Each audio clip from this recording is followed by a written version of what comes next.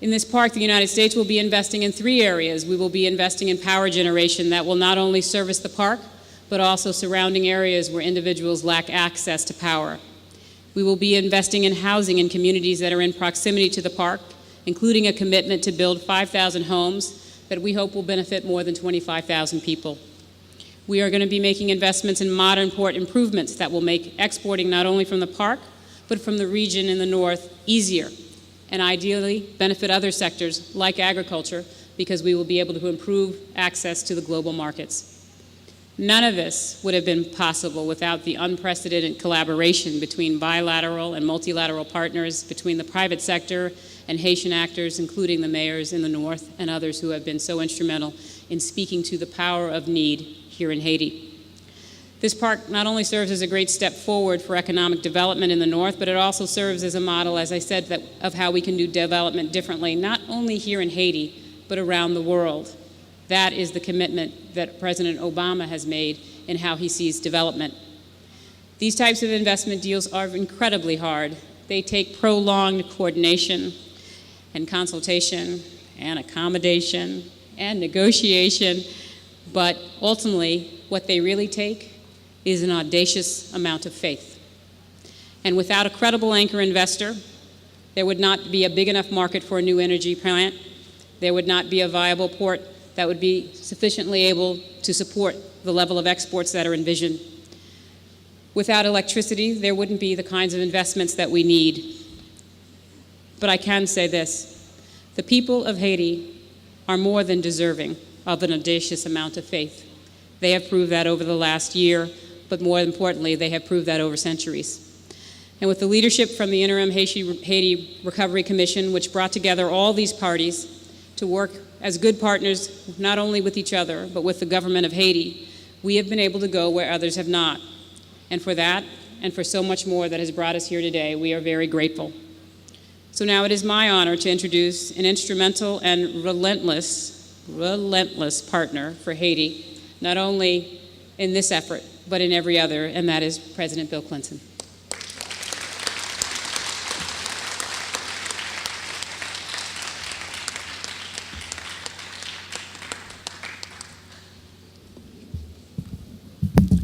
Thank you very much. First, I'd like to thank Prime Minister Bellerive, who has been my partner as we have co-chaired the Interim Haiti Recovery Commission. I thank the Ministers of Finance and Commerce for their constant support of his government's efforts to create the first genuinely internationally competitive economy Haiti has ever had, a modern economy. I thank the local mayors from the north for being here and for their support of this project. I thank Maxime Conde and Haiti Apparel for hosting us and for their support. Thank you, Augustin Agar, and in his absence, Luis Moreno, for the IDB's wonderful, constant support of Haiti's recovery, not just from the earthquake, but from the storms earlier.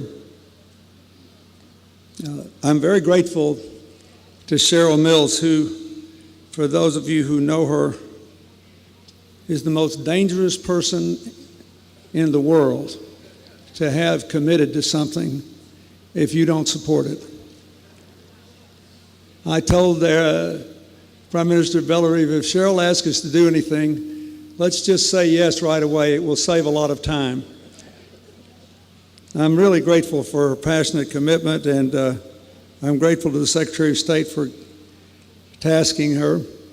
And I want to thank Representative Ileana Ros-Lehtinen, who came here with 2 days' notice, the new leader of the Committee on Foreign Affairs in the House, a strong supporter of the HELP Act, without which this would not have occurred.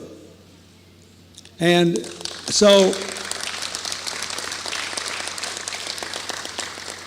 I have supported all these bills that have passed the Congress to help Haiti, but I think it's worth pointing out that Chairman Kim embodies why this is a good idea. And, Mr. Chairman, if you decide to expand even more in Haiti, I bet we could work out a way to buy even more of your product. Because this bill will not cost a single American a job. This bill simply transfers to Haiti the production of products that are being imported into the United States anyway. And so I am profoundly grateful to SAIA. And it has been my honor in my public life, first as a governor and then as president, to go to Korea many times, to watch its rise with great pride and support, and to be grateful for the partnership our two countries have enjoyed. I thank you for doing this, and I thank you for sticking with Haiti from 1994 on, and for doing this today. I'd like to say also a special word of thanks to the private sector in the United States, especially the garment companies who have made this day possible by promising to buy these products. Now, I want to mention especially the Gap, Walmart, and Hanes brands who support the Plus One for Haiti program, pledging that at least 1% of their apparel imports will come from Haiti. And I would like to say a special word of appreciation to Gap, which early on recognized the importance of investment in Haiti and loaned one of its top experts to work on this project, Mark Dessau. He's here today, and this deal may not have come together without him. So, Mark, stand up. Give him a hand.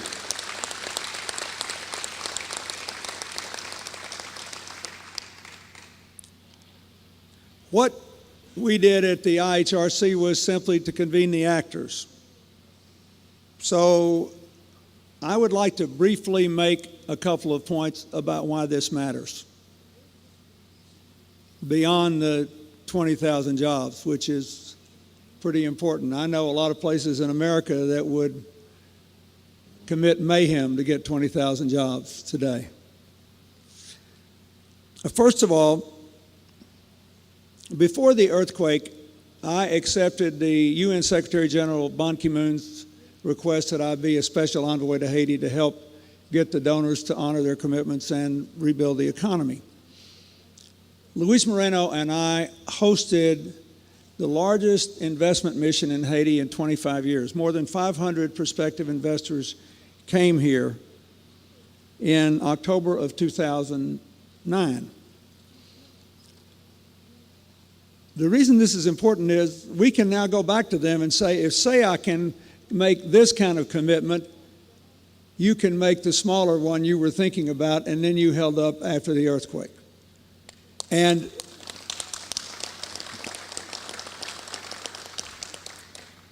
we can say the same thing to the members of the annual meeting that I convene in New York, the Clinton Global Initiative, who have made $220 million worth of commitments to Haiti.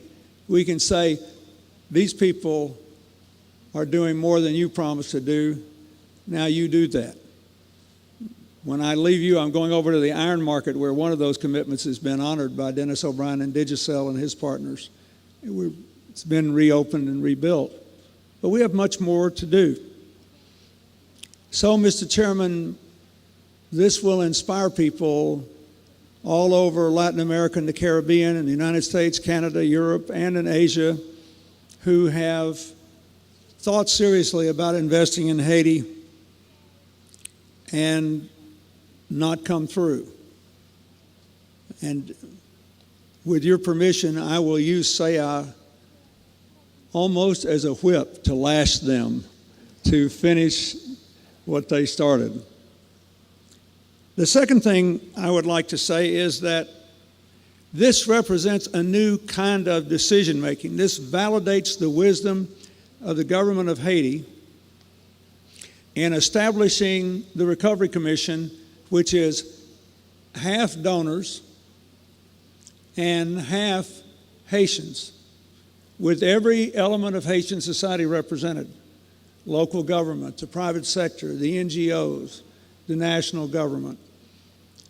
The idea that we can, and the multilateral donors as well as the national donors, the idea that we can actually make these decisions together is profoundly important.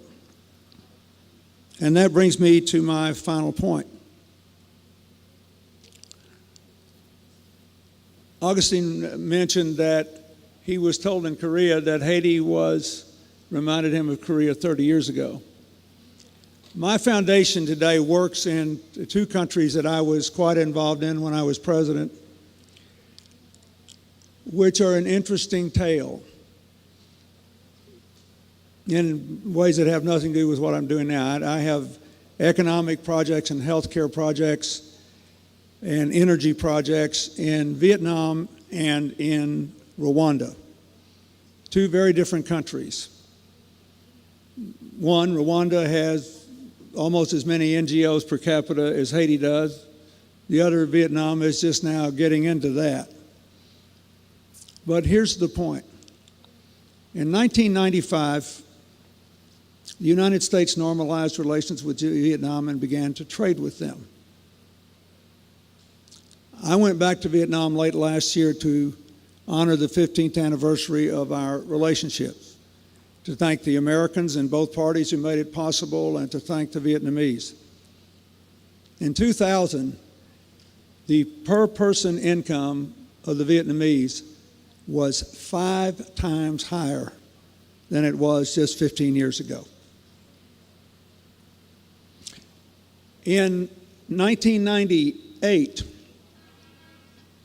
when I went to Rwanda 4 years after the Rwandan genocide as president, the per capita income was only $268 a year,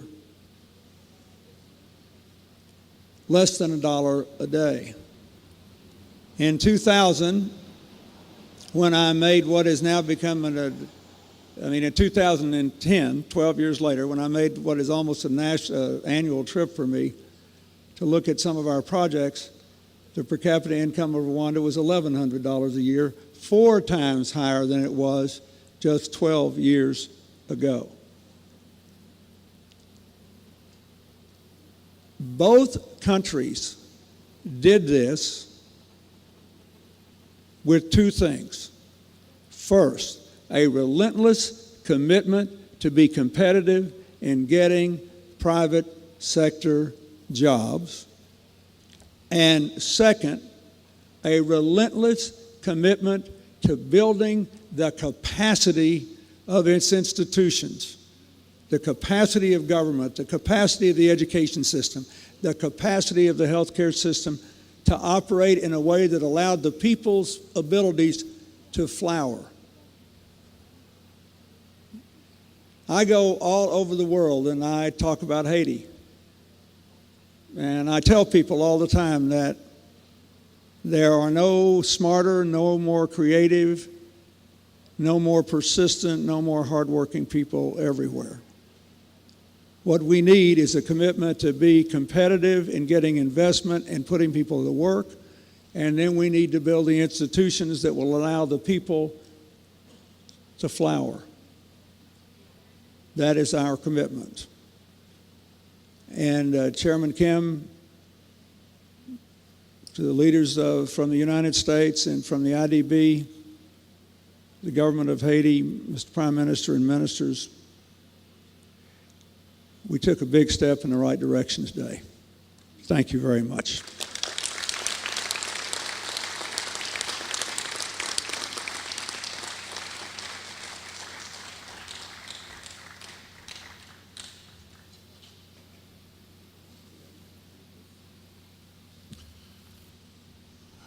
When I started, I'd say that it was a great day, and I believe that everybody here shares that feeling.